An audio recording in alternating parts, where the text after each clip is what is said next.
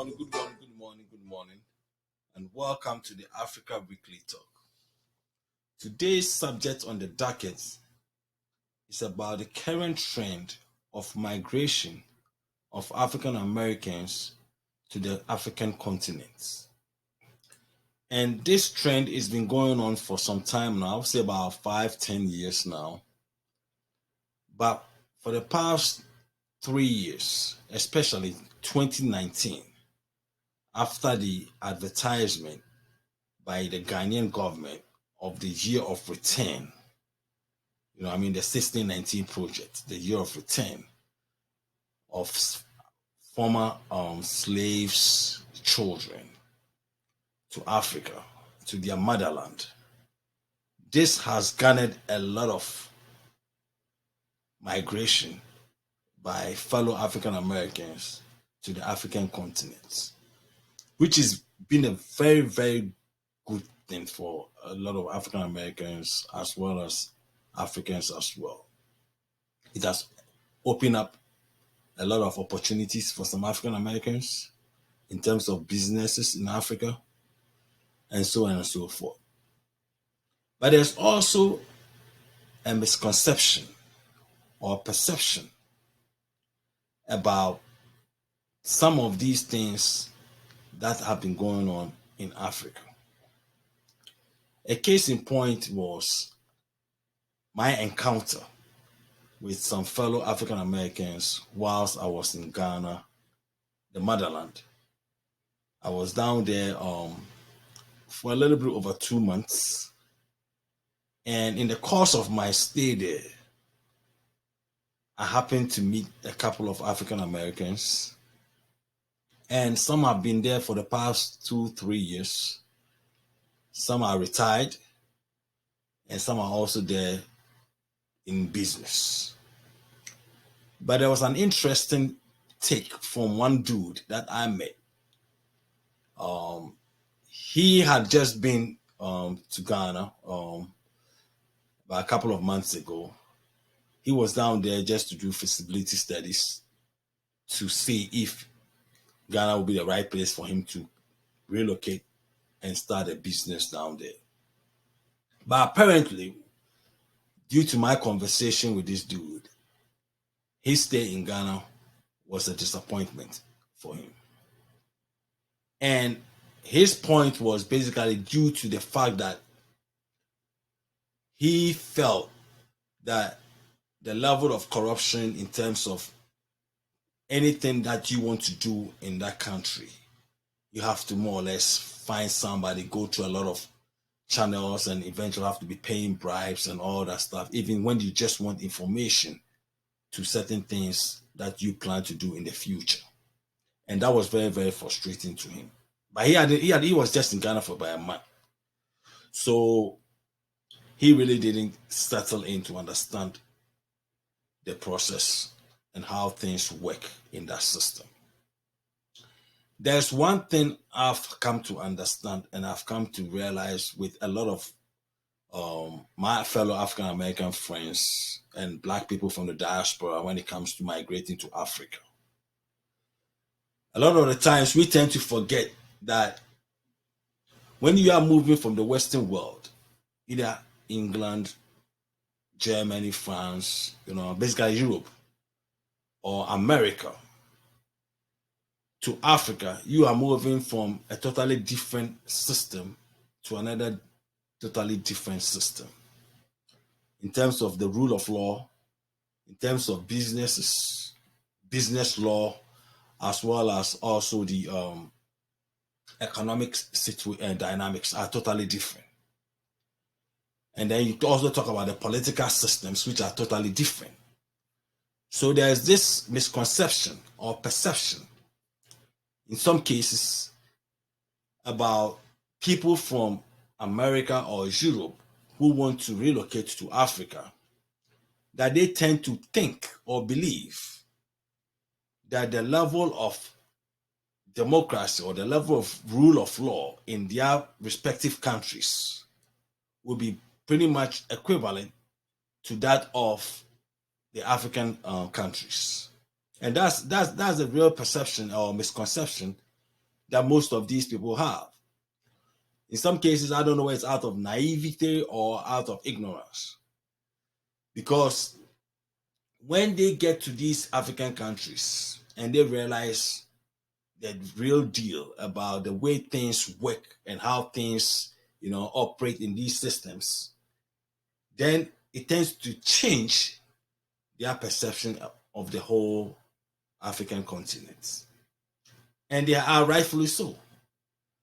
But if you do your feasibility studies well and you understand the African way of democracy is totally different from that of the Western world, and then you get to understand that you have to go through cultural changes as well as political changes and all that stuff down there, then you'll be fine.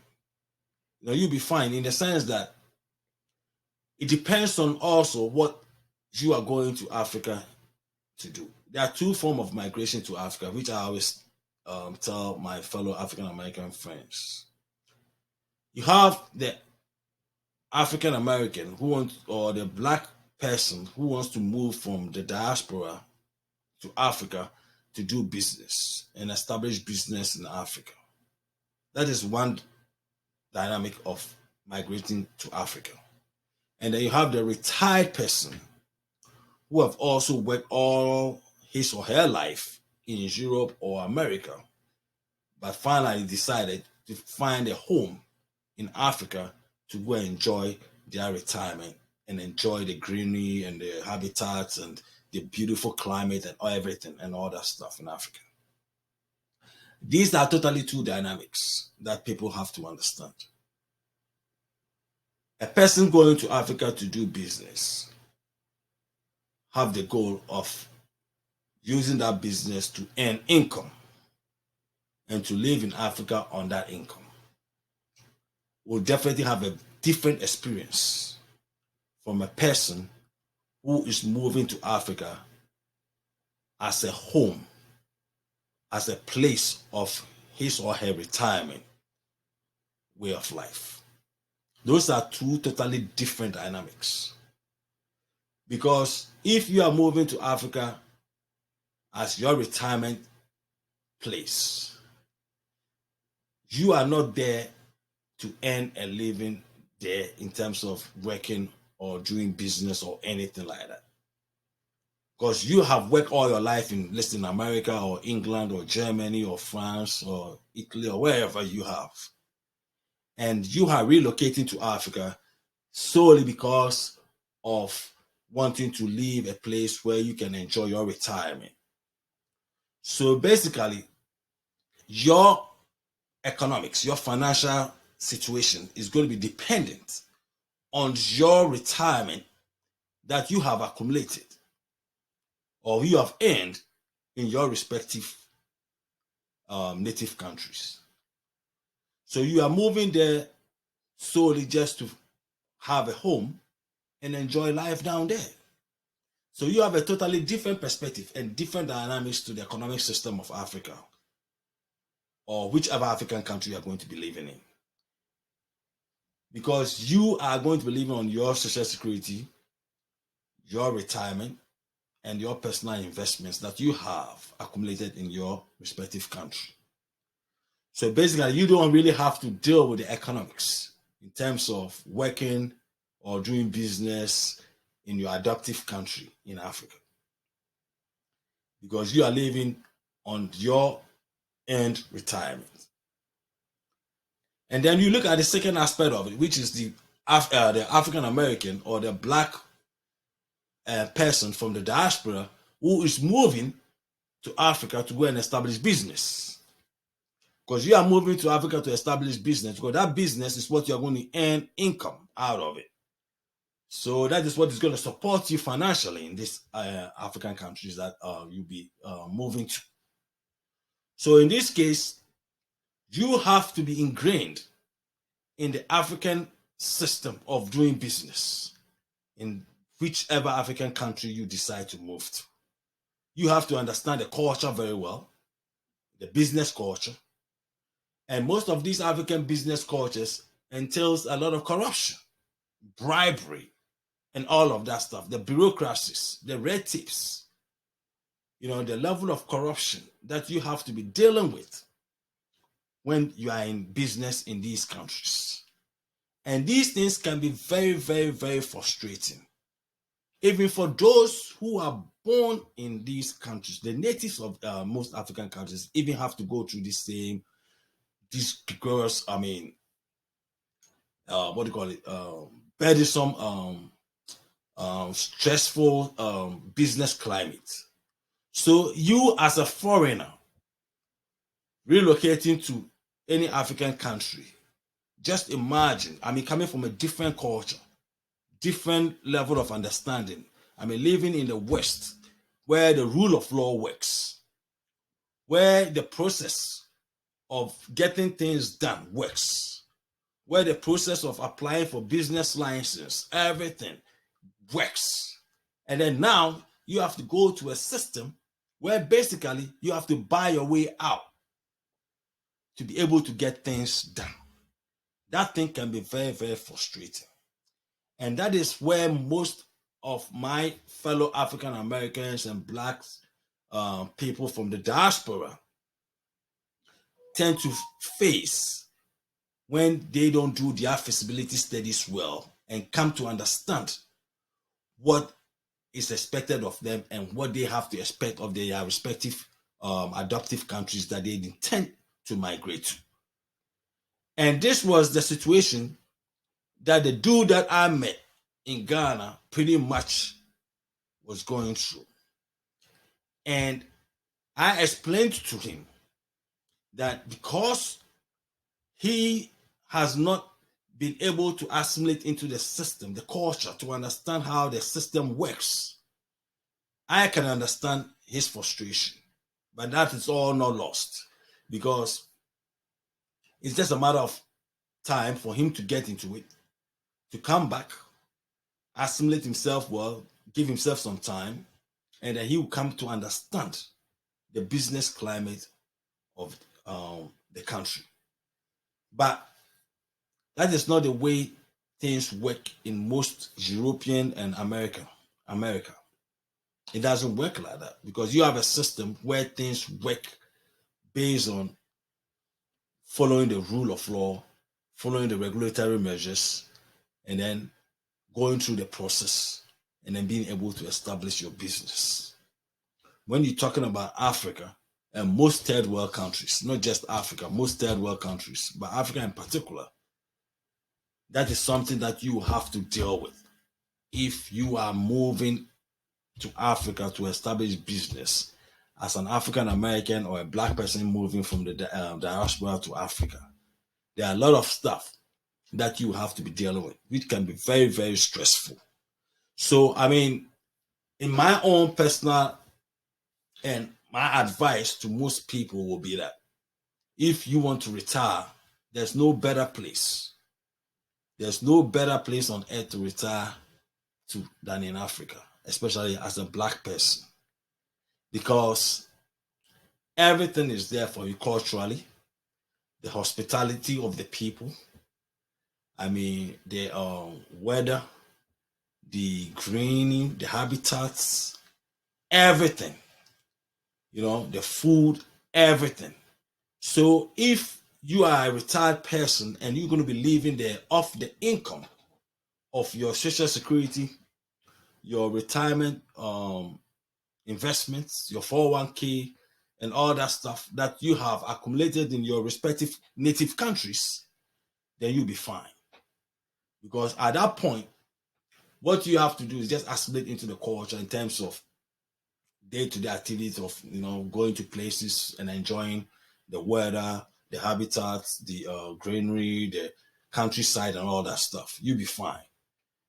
Because at the end of the day, you are living there with the standard of living of the Western country that you are coming from. Let's say you're coming from America, or let's say from England. So with your retirement, with your Social Security and your 401k, your standard of living in America is higher compared to the standard of living in an African country. Even though sometimes, in some cases, like depending on the city of the African country that you are living in, some of the African cities can be very expensive as well. But yet still, your retirement that you will spend in Africa is way, way better than you will spend if you are living in America or Europe. So either way, you're still going to be benefiting a little better in Africa than in Europe when it comes to your finances or expenditure in Africa. But at the end of the day, also, all boils down to how you want to relate to the people of Africa. Because sometimes most of these people who migrate from so-called Western countries tend to have this perception or this idea that somehow because they are coming from a developed system, and then the people, the natives in these African countries are third world countries, they tend to think that somehow they have this superior economic mindset over these people. And if you move to any African country with that mindset, I bet you, my friend of African Americans, you're not going to be enjoy anything, because they're not going to sit down for that crap. Most Africans, no matter how much bad certain things can be down there, will not take that perception from somebody from the Western world or America or Europe or anything of that stuff. So at the end of the day, if you open your heart to them, the people in most African countries, Africans are one of the, if not the best, people with the best hospitality. They are the best people when it comes to opening their homes, their cultures, and everything to foreigners. There's no continent. There's no continent or people that will do that other than the African. So when it comes to hospitality, when it comes to allowing people to assimilate into their cultures, there's no place that will give you that more than the African continent. But there's another misconception that also flies around mainly on social media by some of the celebrity movie stars and musicians in America when they visit African countries. And the reason why I'm saying this is because I was in Ghana and I was there when Dwayne Wade and his wife, beautiful wife, Gabriel Union, and their beautiful little girl came to Ghana. And it was on the news where they were giving this royal treatment, VIP treatment, and it was beautiful and very nice, And a lot of the times, for the past 5 years, you've seen a lot of celebrities from America, especially Steve Harvey, Kendrick Lamar,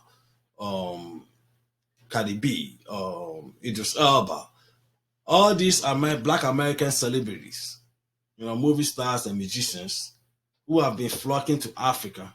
And a lot of the times, these guys tend to get this royal treatment. They get this red carpet rolled down for them, and they get this special treatment, all that stuff.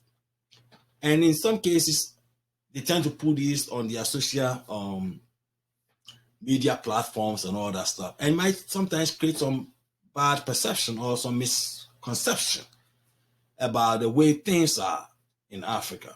When in reality, the ordinary African American or the ordinary African who comes to Africa doesn't go through any of that. So I don't know if maybe sometimes some of these social media postings by these celebrities and all that stuff tend to get some people twisted in terms of the way they are going to receive when they come to Africa or whatever. I don't know. But I just decided to throw that one in there. But there's also one little advice that I have for most of these celebrities who come to Africa. A lot of them, because of the royalty treatment that they get from some of these politicians and all that stuff, they tend to turn a blind eye. They don't speak up.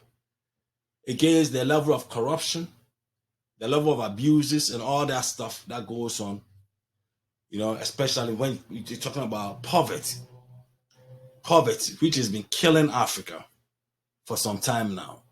And most of this poverty that most Africans go through is because directly related to the level of corruption that exists on the African continent.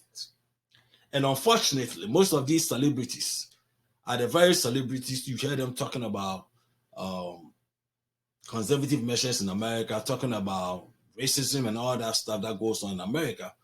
But at the same time, when they visit these corrupt governments in Africa, they tend to be mute. It's about time, if they want to see Africa to become better, if they want to see Africa to prosper, if they want to see African children not to be have a better nutrition, if they want to see all of that stuff, then it's about time they start speaking up. They start speaking up against these corrupt governments that when they come, they roll out the red carpet for them. And when they do that, with their influence, maybe some of these things will start to change. And the beneficiaries of these things will be the very children, women, and the poor people on the African continent that are going to benefit from their stand against these corrupt governments. So if I have a word to these celebrities in America that go to Africa and with the red carpet being rolled for them and all that stuff, stand up and speak up. Stand up and speak up against the level of corruption that is tearing down Africa.